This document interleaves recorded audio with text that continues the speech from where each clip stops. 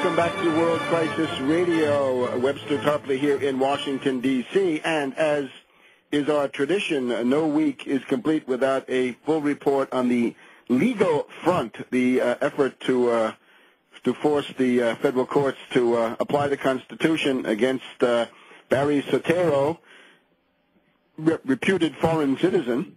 And for that, we have, as usual, the distinguished Philadelphia lawyer, Phil Berg. Welcome, Phil. Welcome. My pleasure. How are you, sir? Fine. Good. Can you give us the usual update for the week? Sure. I believe last week I talked about the case that was sealed that was unsealed. Didn't we? Right. Yes. I spoke about that. But that's the emphasis on where we're going. Later today, I'll be filing a motion for reconsideration to the United States District Court for the District of Columbia on our sealed case, which is now unsealed because the judge dismissed our case. The reason I'm filing a motion for reconsideration is that I believe that there is a conflict of interest there, and as I raised the issue, basically on my motion for reconsideration, I'm actually stating, since the court has said they have no input because of the Circuit Court of Appeals, I'm basically saying this is a unique case, a unique situation, so I'm directing my reconsideration to Attorney General Eric Holder, who, by not prosecuting, not agreeing to continue on this case, has, I believe, done a disservice to the 305 million citizens in this country who deserve to know the truth. So in my motion, I'm going to say I need a reconsideration here because I believe that you should agree to the appointment of a special prosecutor because it was absolute conflict of interest for your personnel to investigate or not investigate the charges I brought forth in the False Claims Act. So I'm going to state that we need a special prosecutor. Also, that should be turned over to the special prosecutor is all the discovery that your staff supposedly did when they were researching this issue, or advise the special prosecutor that you didn't do it so that he or she may look into this matter, because we presented enough facts to this court, and I think it's just outrageous what's going on, and I hope to hold Eric Holder accountable, and I hope that not only your station, but I hope other stations around this country really raise this issue, because it's a major issue, and we cannot keep proceeding without knowing the status of Barack Obama.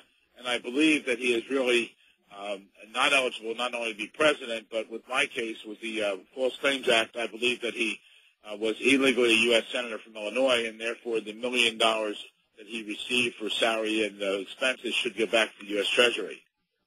All right, very good. So what we've got is Attorney General Eric Holder, obvious conflict of interest, refuses to investigate whether Obama is a U.S. citizen, natural born, whether he lost his citizenship, just no interest at all. So the next question would be, we have to welcome the idea of a special prosecutor, because I think that's a very, very interesting slogan, right, a line of political agitation. Who can create, under the current situation, because these laws have changed, right, since the Clinton era and the Monica Lewinsky stuff and the Cisneros and other people who had special prosecutors. At this point, who can create a special prosecutor? Well, I believe it's still through the U.S. Attorney, the Attorney General. It could be through Congress. I'm not sure, but it should be raised, and let's get to the point where he agrees to it, which I doubt he will, but hopefully it's an issue that will create concern among the citizens in our country if we can get the media to cover it.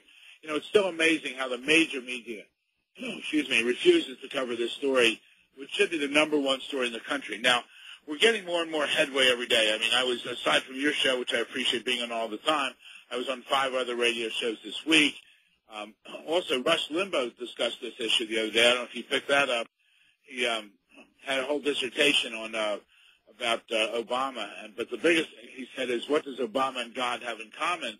They have in common that both of them do not have birth certificates. So yes, I heard that. And there was other dialogue on that.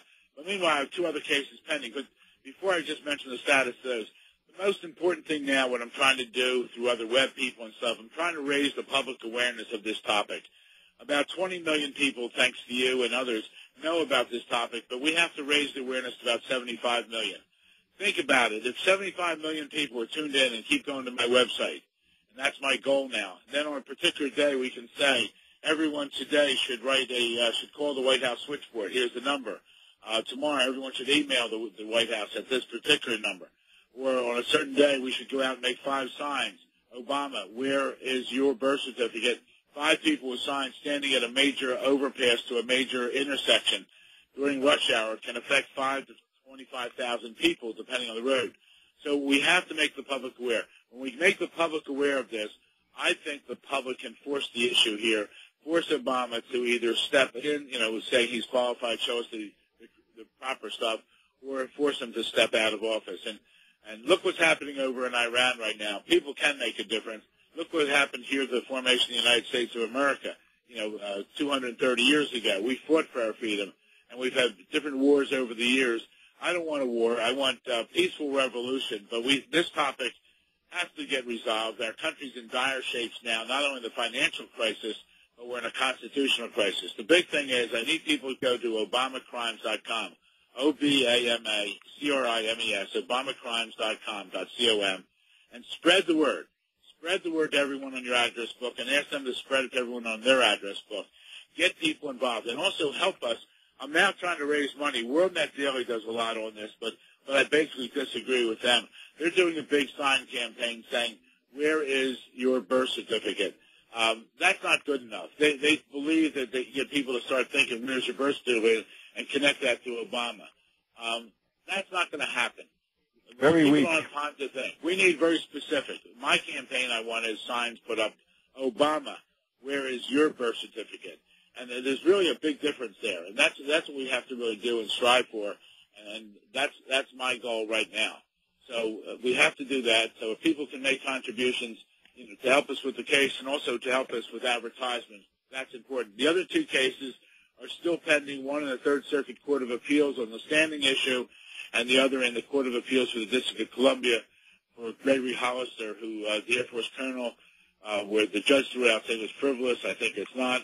Hollister wants to know if the president recalls him. He's a retired after 20 years. If the president recalls him, does he accept the offer because it's a valid order from a valid president, or does he deny the order because it's coming from a usurper or an invalid president, and which is the position we take.